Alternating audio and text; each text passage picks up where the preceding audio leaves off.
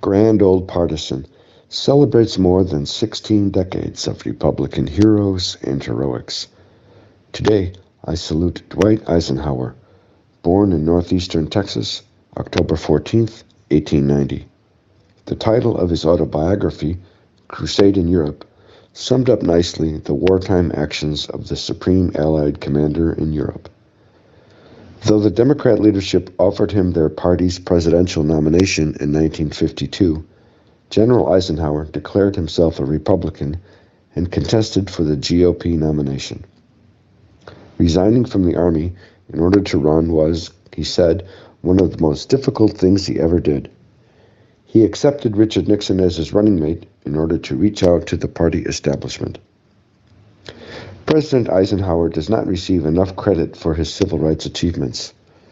It was his Attorney General, Herbert Brownell, who wrote the 1957 Civil Rights Act, which congressional Republicans later strengthened with their 1960 Civil Rights Act.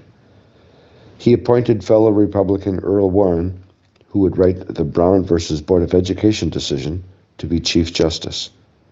The day after that decision, he ordered public schools in Washington, D.C. desegregated immediately, not waiting for judges to make all deliberate speed.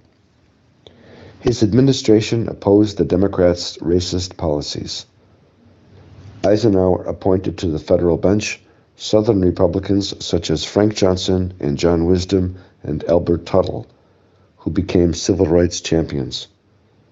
He compelled the Democrat governor of Arkansas to obey a federal court order ending racial segregation of public schools.